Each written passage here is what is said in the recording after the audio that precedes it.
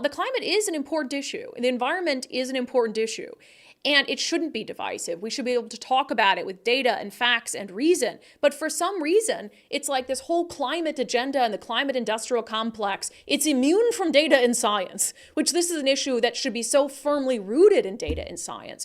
So we had Cliff Mass on the show on Sunday, and he's a professor of atmospheric science at the University of Washington, and he's somehow been painted as this extreme right-wing sort of climate figure, when he's not like, he's not a climate change denier. He just wants us to use data and science when we talk about these issues. And specifically, we discussed a Seattle Times story. So the Seattle Times had started something called the Climate Lab, which is funded by outside interest, specifically so the Times can have this focus on covering climate issues. And they published this article, the headline, "Washington's Snowpack Languishes with Little Hope for the Months Ahead." And the thesis of it was basically that if you look up at the mountains and there's no snow, climate change. That is the thesis of this entire Seattle Times article. So Cliff Mass comes on Sundays with subscribers, and he's telling us how he saw that article, and he's like, that's just not true. And he tried to get the Seattle Times to correct it. Here's a clip. You released a blog which kind of demolishes point by point some of the things that they're saying, but just generally, if we look at the thesis of that article, do you agree with it or not? I don't. In fact, let me point out that I've written papers on exactly this subject in the peer-reviewed literature, okay?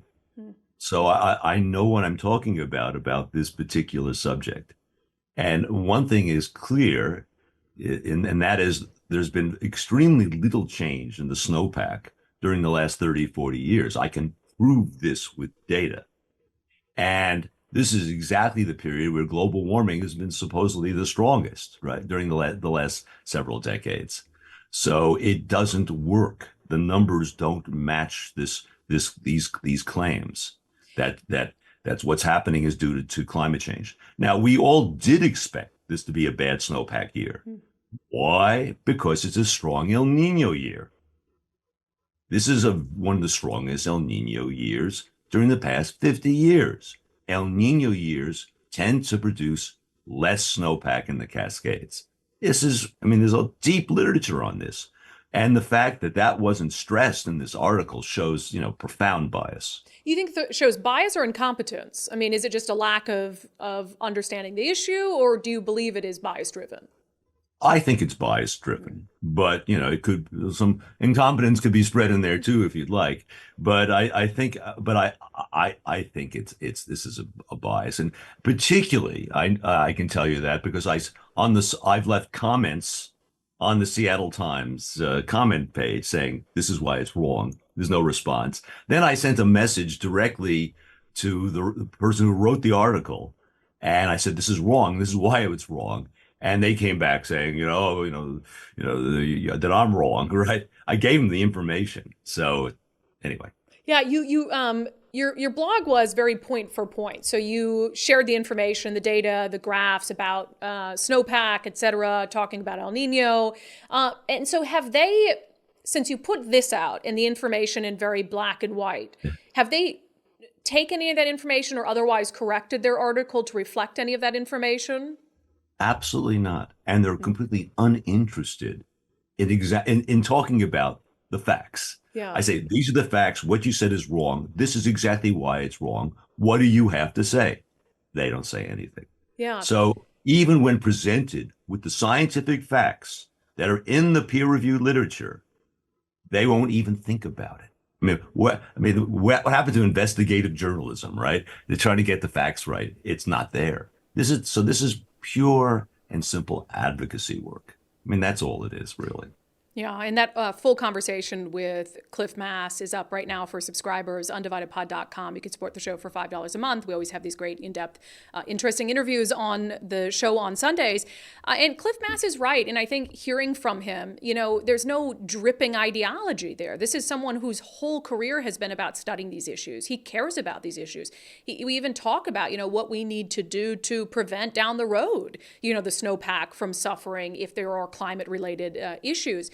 But to have him so articulately and in his blog and on our show lay out and show the data as to why the Seattle Times entire article and the thesis of it is just flat wrong, and have provided that information to the Seattle Times that's doing this under the umbrella of something called the Climate Lab, and have them just outright ignore clear factual inaccuracies, what are you getting?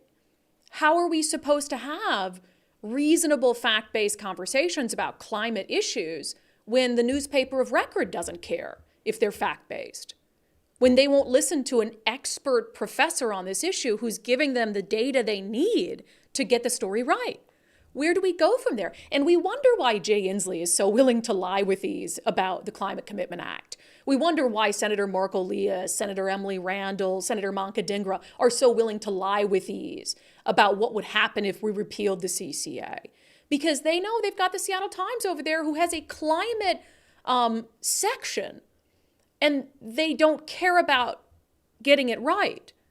So they're able to lie. They know that. That's why they do it.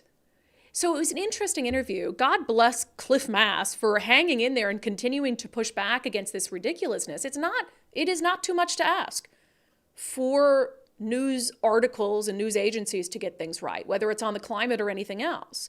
And I've said for a long time that the judge of a good journalist is, are they willing to correct their errors? If they're hesitant to correct their errors, that's not journalism. I've had to correct errors on this show, and we don't even do journalism. I mean, we do some stuff that could be considered journalistic, but this is first and foremost an opinion show.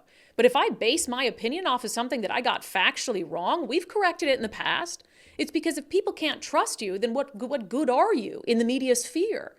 And, this other conversation, Nicole and I kind of elaborated about it on the Sunday show, the Climate Lab with the Times. It's similar to like their Project Homelessness, which is funded by outside kind of rich people and organizations that have an interest in having more coverage of homeless issues, and the same with the Climate Lab. Now, Cliff is very opposed to that. I'm not necessarily opposed to it. I mean, we're partners with Future 42, which is a politically aligned organization. I happen to agree with them, which is why I'm an ambassador for them. But we do a sponsored segment for them every Monday. And I can tell you without a shadow of a doubt that they don't have editorial control over that segment. And so as long as the Seattle Times can actually truthfully not have those funding sources influence their reporting, then I'm fine with that. I mean, the media has to get creative these days about how it stays afloat. But the question is, if they've got this outside funding, there's clear factual inaccuracies in their story, and they're not willing to correct them, can they say that editorial speaking, those outside funding sources are not influencing their reporting? I don't think that they can. And this is a very, very important conversation to have. So I appreciated Cliff Mass talking to us on Sundays with subscribers.